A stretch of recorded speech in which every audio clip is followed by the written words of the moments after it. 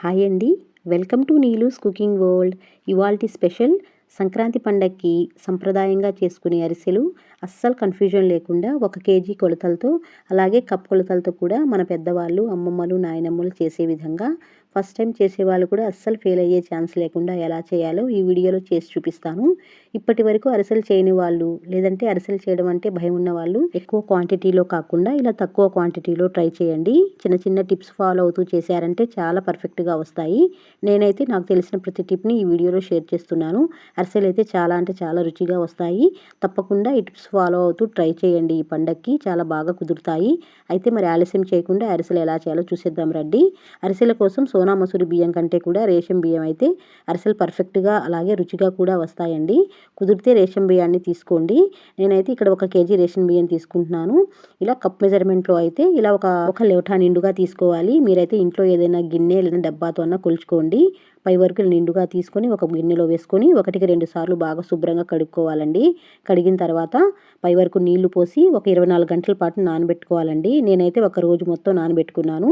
మధ్య మధ్యలో 1కి 2 సార్లు కడిగి మళ్ళీ వాటర్ వేసి నానబెట్టుకోవాలి. ఇలా నీళ్ళని మార్చకపోతే మాత్రం బియ్యం అనేవి వాసన వస్తాయండి. ప్రతి 6 గంటలకు ఒకసారి కడిగి నీళ్ళని మారుస్తూ ఉండాలి. ఇలా నానబెట్టుకున్న బియ్యాన్ని మరలా ఒకసారి కడిగి ఇలా చిన్నుల గిన్నెలో వేసుకోవాలండి. నీళ్లు మొత్తం వడారిన తర్వాత ఒక కాటన్ క్లాత్ పై వేసుకొని ఇలా పలచగా స్ప్రెడ్ చేసుకోవాలి. ఎండలో కానీ ఫ్యాన్ కింద కానీ ఆరబెట్టకూడదండి. ఇలా కాటన్ క్లాత్ పై పరుచుకొని ఇలా పైన తుడుచుకోవాలండి. ఇందులోంచి నీరు అనేది పోతుంది కానీ తడిదనం అనేది పోకూడదు. ఇలా ఉండాలి మన అరిసెల పిండి అనేది. చూడండి, దీనికి మిల్లుకు పట్టించి మెత్తగా గ్రైండ్ చేసుకోవచ్చు. లేదంటే కొద్ది కొద్దిగా మిక్సీలో వేసుకొని వీలైనంత మెత్తగా మిక్సీ పట్టుకోవాలండి. మన చిన్నతనంలో మన పెద్దవాళ్ళు అయితే బియ్యాన్ని దంచుకునే వాళ్ళు. ఆ అరిసెలు మరింత రుచిగా ఉండేవి.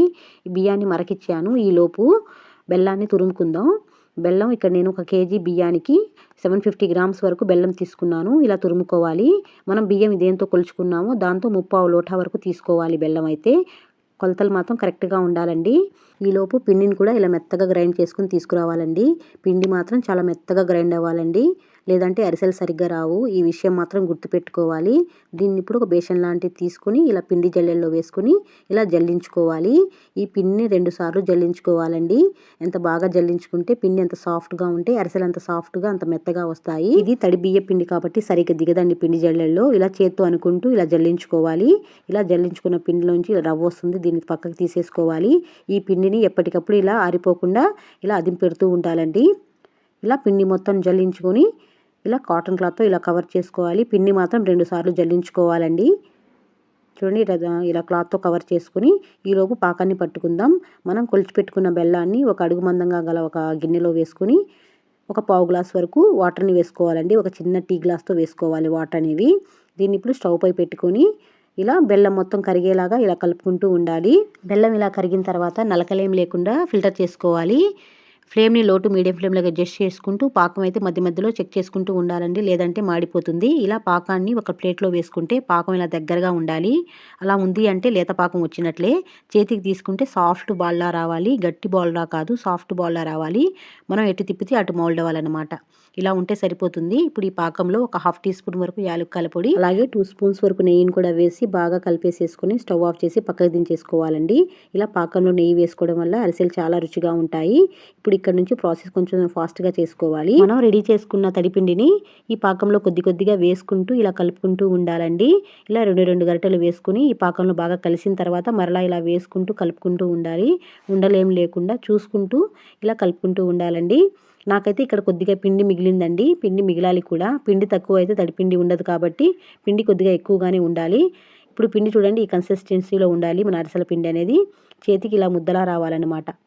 చూడండి, మరీ గట్టిగా కాకుండా మరీ పలుచగా కాకుండా ఇలా ఉండాలి. ఇప్పుడు ఇందులో ఒక 2 స్పూన్స్ వరకు నెయ్యిని వేసుకొని ఇలా స్ప్రెడ్ చేసుకొని పిండి అనేది ఆరిపోకుండా మూత పెట్టేసి పక్కన పెట్టేసుకోవాలి. ఈలోపు ఒక ప్లేట్లో ఒక 2 స్పూన్స్ వరకు నువ్వులను తీసుకొని కొద్దిగా పాలు వేసి ఇలా కలిపేసి పక్కన పెట్టేసుకోవాలండి. ఇలా నువ్వుల్లో కొద్దిగా పాలు వేసి కలుపుకోవడం వల్ల మన నూనెలో వేసుకున్నప్పుడు అరిసెలు నువ్వులు విడిపోకుండా చక్కగా వస్తాయి. ఈలోపు పిండి కూడా ఇలా చల్లారిపోయింది కదా. ఇలా చిన్న చిన్న ఉండల్లా తీసుకొని రౌండ్ బాల్స్లా చేసుకోవాలి. క్రాక్స్ ఏం లేకుండా ఇలా ఉండల్లా చేసుకోవాలండి. ఇప్పుడు ఒక కవర్పై కొద్దిగా ఆయిల్ని స్ప్రెడ్ చేసి పిండిని పెట్టి ఇలా స్ప్రెడ్ చేసుకోవాలి. మరీ మందంగా కాకుండా మరీ పలచగా కాకుండా ఈ మాదిరిగా ఉంటే సరిపోతుందండి. ఇప్పుడు ముందుగానే స్టవ్ పై డీప్ ఫ్రై సరిపడా ఆయిల్ని వేసి ఆయిల్ కొద్దిగా హీట్ అయిన తర్వాత మనం రెడీ చేసి పెట్టుకున్న పిండిని కొద్దిగా వేస్తే పగలకుండా వస్తే మన అరిసెల పాకం అనేది కరెక్ట్గా వచ్చినట్లే. ఇప్పుడు ఈ ఆయిల్లో ఒక్కొక్క అరిసెని ఇలా వేసుకుంటూ స్టవ్ని లో టు మీడియం ఫ్లేమ్లోకి అడ్జస్ట్ చేసుకుంటూ ఆయిల్ని ఇలా కదుపుకుంటూ ఫ్రై చేసుకోవాలండి. చక్కగా ఒకవైపు ఫ్రై అయిన తర్వాత రెండో వైపుకి ఇలా టర్న్ చేసుకుని కొద్దిగా ఫ్రై చేసుకున్న తర్వాత ఇలా చిల్లులు గరిటెతో తీసుకొని మరొక గరిటెతో ఇలా నొక్కి పెడితే ఆయిల్ మొత్తం ఇలా బయటకు వచ్చేస్తుందండి. ఇప్పుడు ఒక బాక్స్ మూతపై ఈ అరిసెని పెట్టి మరొక బాక్స్తో ఇలా పైన నొక్కుంటే ఎక్స్ట్రా ఉన్న ఆయిల్ మొత్తం ఇలా వచ్చేస్తుంది చూడండి.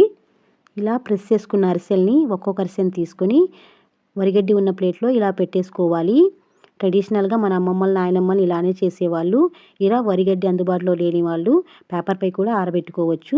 ఇప్పుడు నువ్వుల అరిసె కోసం పాలల్లో ముందుగా నానబెట్టుకున్న నువ్వుల్ని ఇలా అరిసెలకి ఇలా అద్దుకొని ఇలా అరిసెలా స్ప్రెడ్ చేసుకుని ఆయిల్లో రెండు వైపులా వేయించుకుంటే నువ్వులు అనేవి ఆయిల్లో అస్సలు విడిపోకుండా చక్కగా ఎంత పర్ఫెక్ట్గా వస్తాయో చూడండి.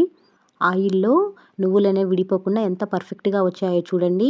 మనకి ఇష్టమైతే ఇలా నువ్వులతో కూడా చేసుకోవచ్చు. ఎలా చేసినా కూడా చాలా చక్కగా వస్తాయండి.